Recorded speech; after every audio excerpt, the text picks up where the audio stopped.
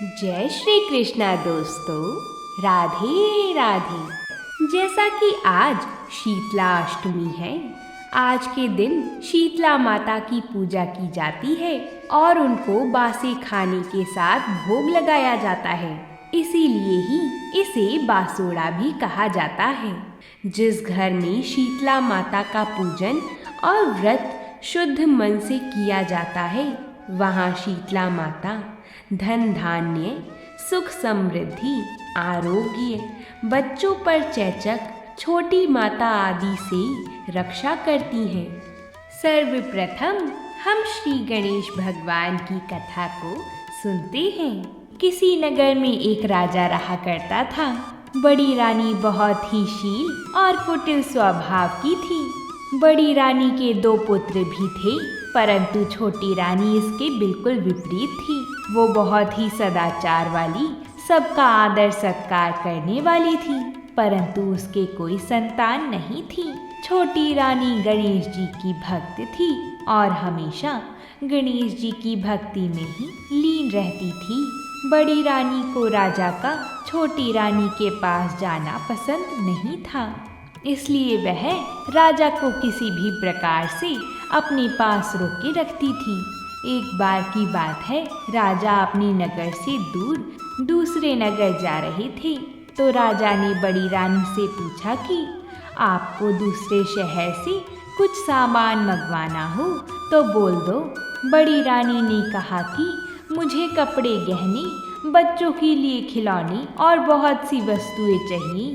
उन्होंने यह सभी राजा को बता दिया।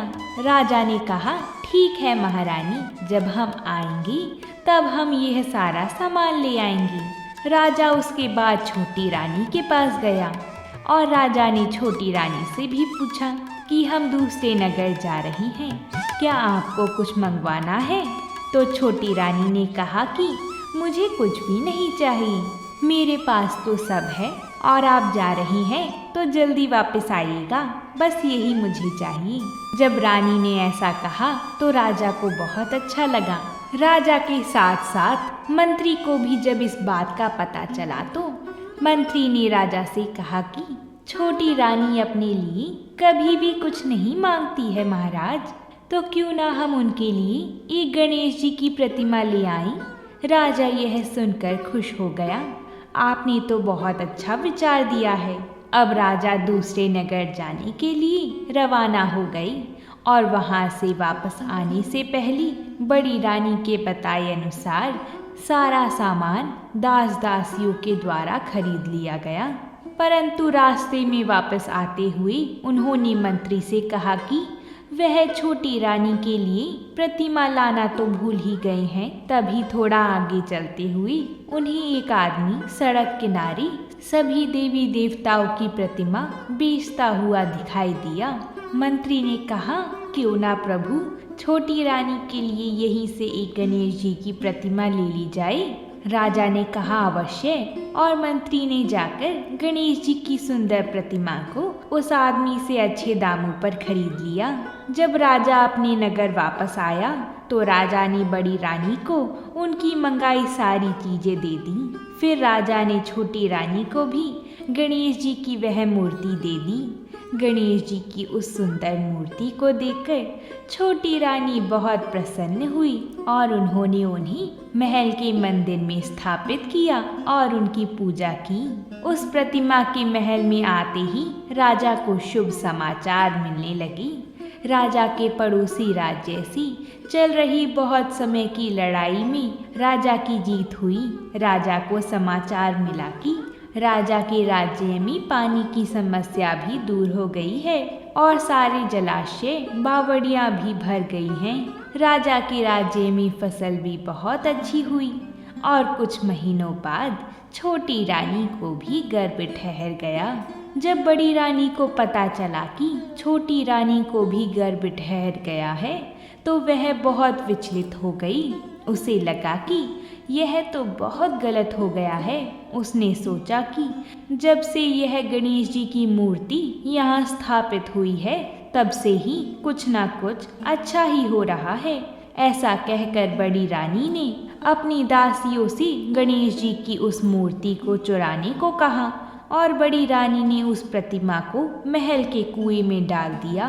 फिर रातों रात ही उस जगह एक बहुत ही सुंदर और बड़ा पेड़ हो गया। उस पेड़ पर सिर्फ एक ही सोने का सुंदर फूल हो गया।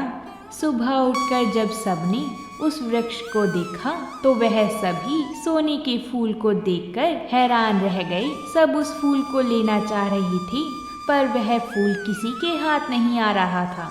बड़ी रानी, राजा भी आए, उन्होंने भी प्रयास किया, परंतु फूल किसी के हाथ नहीं आया। तभी राजा ने छोटी रानी को बुलाने को कहा। छोटी रानी को भी बुलवाया गया। छोटी रानी के वहां आते ही उन्होंने अपनी झोली फैला दी और फिर वह फूल अपने आप ही छोटी रानी के पल्ले में आ गिरा और गणेश जी की मूर्ति में बदल गया। राजा को उस मूर्ति को देखकर बड़ा आश्चर्य हुआ और राजा ने पूछा, यह तो वही मूर्ति है जिसे मैं लेकर आया था, यह इस कुएं में कहाँ से आई? तो छोटी रानी ने कहा कि मुझे इस बारे में कुछ नहीं पता है। फिर वह प्रतिमा साक्षात गणेश जी में बदल गई और फिर गणेश जी ने कहा, जिसने भी इस मूर्ति को कुएं में फेंका था वह खुद बता दे, नहीं तो फिर मैं बताऊंगा। बड़ी रानी को अपने ऊपर शर्म आ रही थी, पर फिर भी वह कुछ नहीं बोल पाई। फिर गणेश जी की कृपा से उस कुएं के पानी में सभी को वह दृश्य दिखाई दिया कि कैसे मूर्ति चुराकर बड़ी रानी ने कुएं में फेंकी है। इसके बाद राजा ने बड़ी रानी को दंड स्वरूप नगर के बाहर पुराने किले में रहने का आदेश दिया। तभी गणेश जी भगवान अंतर्ध्यान हो गए। राजा ने महल के अंदर एक भव्य मंदिर बनवाकर उस मूर्ति को पूरे विधि विधान से स्थापित करवाया। छोटी रानी ने 9 महीने के बाद सुंदर पुत्र को जन्म दिया। उसके बाद सारा नगर बुधवार का व्रत करने लगा। बोलिए गणेश जी महाराज की जय हो। अब हम सभी शीतला माता की कथा को प्रारंभ करते हैं। प्राचीन समय की बात है। एक बार शीतला माता ने सोचा कि चलो आज देखूं कि धरती पर मेरी पूजा कौन करता है, कौन मुझे मानता है। यही सोचकर शीतला माता धरती पर राजस्थान की डोंगरी गांव में आई और देखा कि इस गांव में मेरा मंदिर भी नहीं है, ना मेरी पूजा होती है। माता शीतला गांव की गलियों में घूम रही थी। तभी एक मकान के ऊपर से किसी ने चावल का उबला पानी यानी माड़ नीचे फेंका।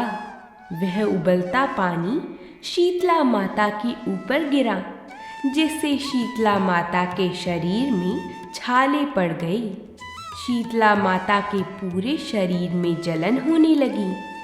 शीतला माता गांव में इधर उधर भाग भाग के चिल्लाने लगी, अरे मैं जल गई, मेरा शरीर तप रहा है, जल रहा है, कोई मेरी मदद करो।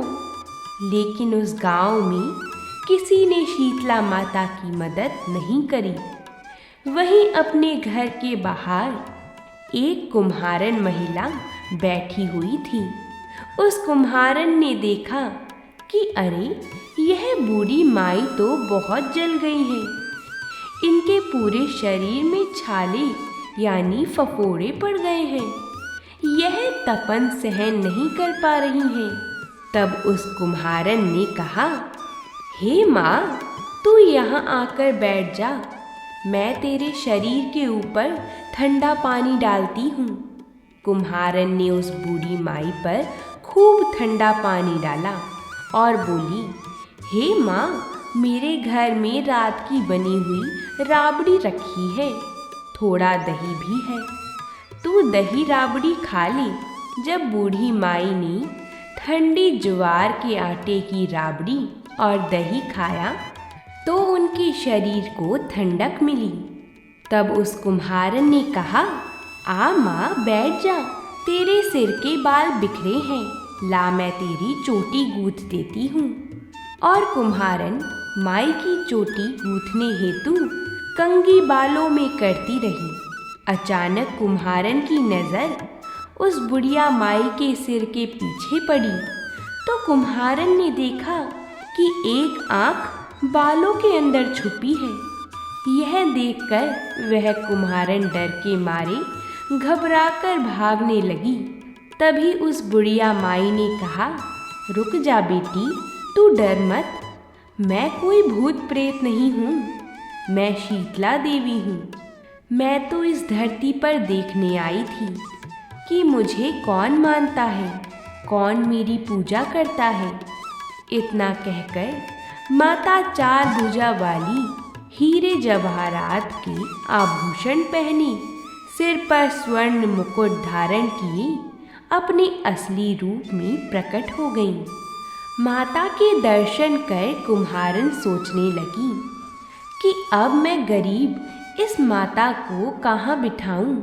तब माता बोली, हे बेटी, तू किस सोच में पड़ गई?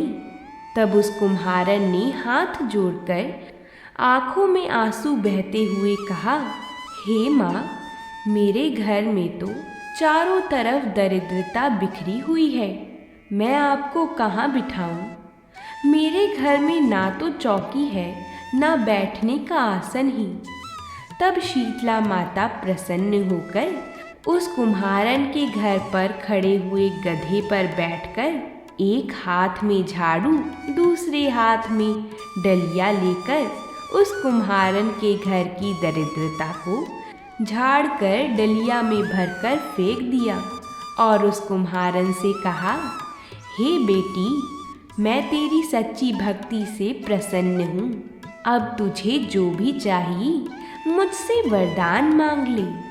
तब कुम्हारन ने हाथ जोड़कर कहा, हे माता, मेरी इच्छा है अब आप इसी गांव में स्थापित होकर यहीं रहो और जिस प्रकार आपने मेरे घर की दरिद्रता को अपनी झाड़ू से साफ करके दूर किया, ऐसे ही आपको जो भी होली के बाद की सप्तमी को भक्ति भाव से पूजा कर आपको ठंडा जल, दही व बासी ठंडा भोजन चढ़ाए, उसके घर की दरिद्रता को साफ करना और आपकी पूजा करने वाली महिला का अखंड सुहाग रखना, उसकी गोद हमेशा भरी रखना।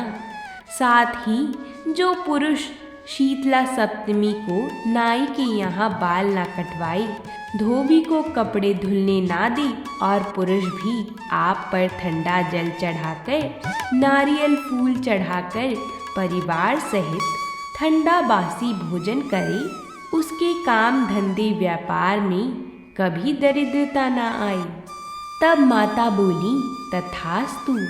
हे बेटी, जो तूने वरदान मांगे हैं मैं सब तुझे देती हूँ। हे बेटी, तुझे आशीर्वाद देती हूँ। तभी उसी दिन से उसी गांव में शीतला माता स्थापित हो गईं और उस गांव का नाम हो गया शील की डूंगरी। इस कथा को पढ़ने से घर की दरिद्रता का नाश होने के साथ ही साथ सभी मनोकामनाएं पूरी होती हैं। हे शीतला माता, अपनी कृपा सभी पर बनाए रखना। तो बोलिए शीतला माता की जय हो। अगर आप सभी को ये वीडियो पसंद आई हो तो वीडियो को एक लाइक ज़रूर करें। साथ ही साथ कमेंट बॉक्स में जय शीतला माता ज़रूर लिखिएगा और अपने सब परिवारजनों के साथ इस वीडियो को ज़रूर शेयर करिएगा। हम आप सभी के लिए ऐसी ही व्रतों से जुड़ी कथाएं लाती रहती हैं, इसलिए हमारे चैनल को सब्सक्राइब ज़रूर करें। तो प्रेम से बोलिए माता शीतला की जय हो।